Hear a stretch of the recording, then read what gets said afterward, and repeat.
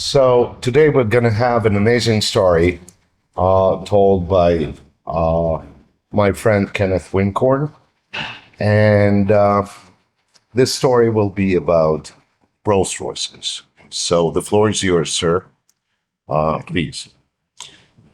Well, back in the early 1980s, actually, starting the very late 1970s, I had got involved with the exotic car business.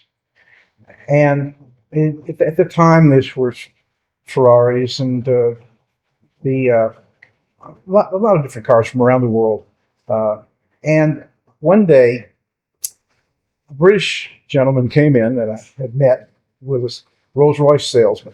And Peter, when he walked through the door, he said, "Would you be rather interested in possibly 35 Rolls Royces?" And I said, "No." And he said, "Well," he said, these are new cars. I'm not going to keep doing the accent. Right. But it may not be that good. He said, I said, "I'm certainly interested in finding out about it." And I went to my then partner in the car business and told him that these cars were available. So we got a friend who had a little jet airplane, and it was one that I could fly. So we took it up to Oregon.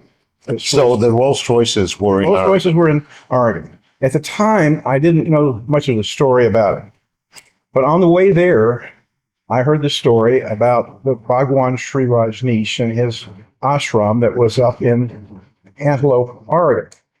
This was quite well known around the United States at the time. As a matter of fact, there's a Wild Wild West story about that, about what's happening on the ashram. But my interest was strictly the cars.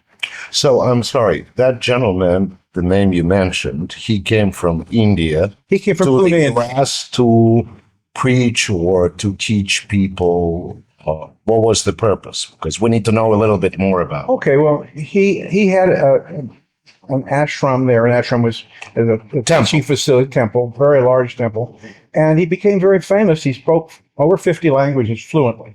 Amazing fellow. And as time went by, first he started off at the University of Pune, and he was teaching there, and he was funny, he was hilarious, and he was interesting.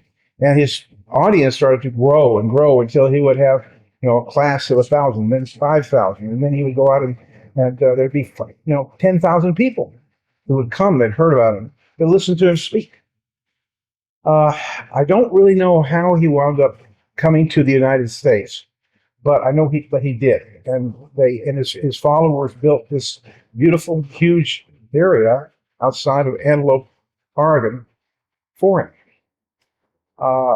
And along the way, one day when he was giving a speech, well, the way it was explained to me, he asked one of the followers said, "What would you like if you could have anything in the world?"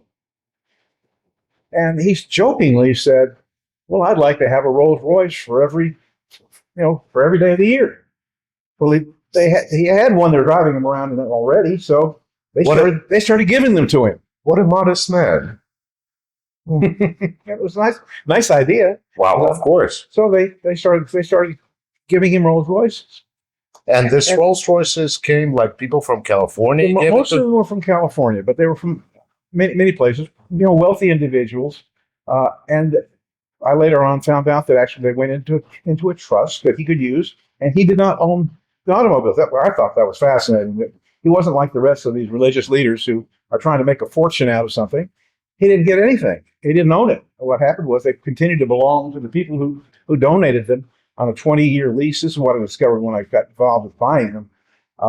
And at that point, when that was over, they would revert back. The people who gave them to him would get their cars back. Well, things went south for him. In what sense? Big problems. Over the couple of years that he was here, things went wrong at the ashram. The lady who was operating it, a lady named Ma Prem Sheila,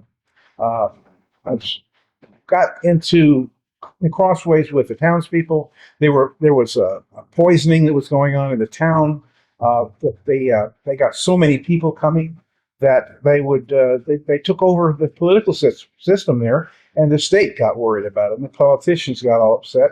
So at some point, the government decided that they were going to kick him out. And that's the point where I came into the picture. Mhm. I never had any dealings with him at all. I heard one speech, Mhm. but I did So know you met him only once? one time, Mhm. and I didn't get to talk to him. I talked to all of the other people who were with him, and I talked to the people who were dealing with the cars. Mhm. The painter who had painted cars for NASCAR and some of the other circuits. So I got involved with the people who were involved with the automobiles because I was interested in the possibility of getting these cars and making a profit with them and doing something spectacular. Well, it turned out that they weren't 35; they were 84. 84. They were all brand new.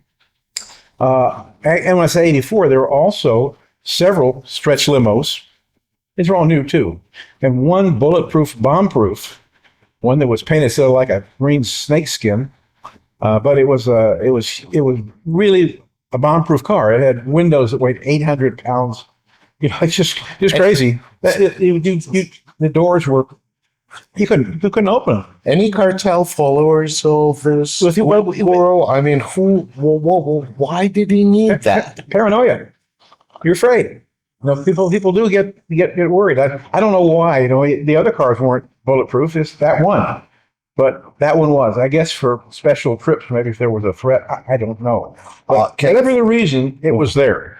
Kenneth, let me interrupt you for a second. I checked it online, and I figured out that those were the Silver Spurs, right? All Spurs, all the everything except for the limos and Right. the Camars.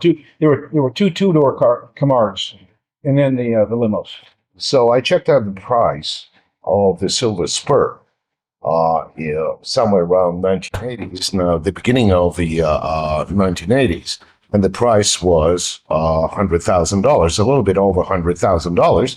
So in nowadays money, it's somewhere around $385,000. Right. So it's quite It impressive, would be much more expensive now than they were then. right?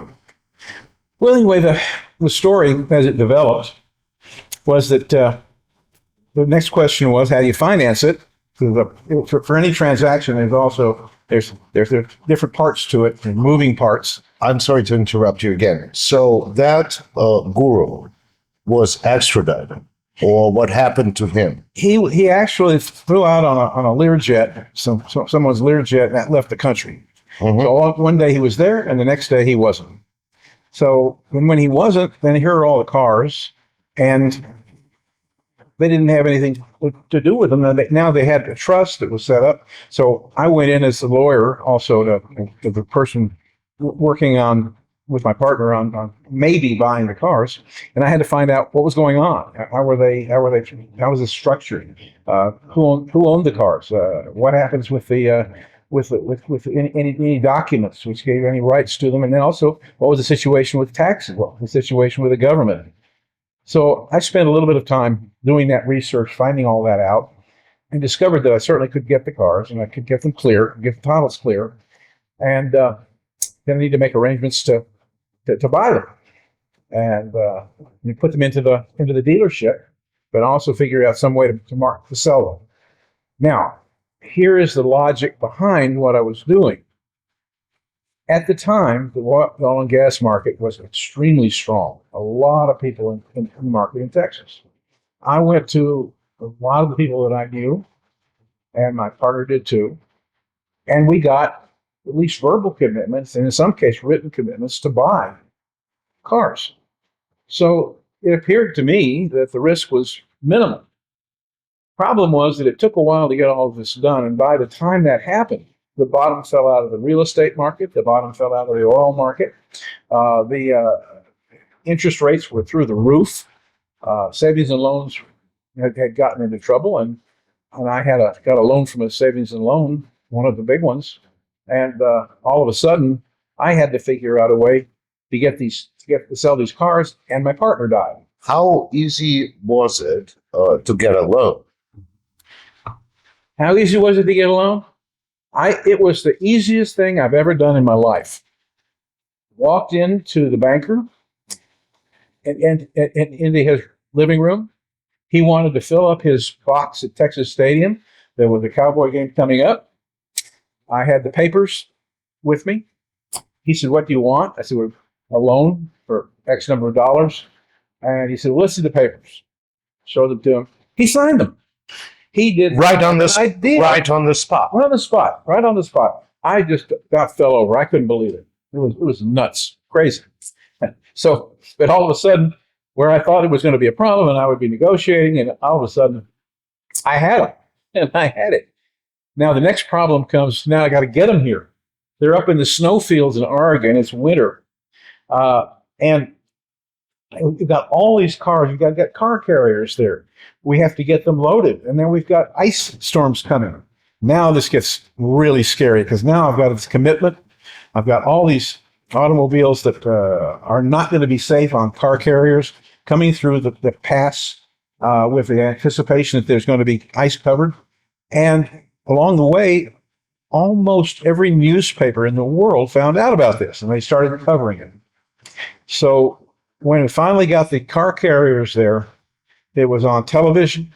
They were talking about whether the carriers would be coming, cascading down the mountains, with carriers with them, and what would happen. Well, fortunately, it didn't happen. So basically, the media, outside of covering the story, which is amazing by itself, but they were waiting for some kind of They're waiting for a disaster. right, exactly. Right. When it bleeds, it leads. Mm-hmm.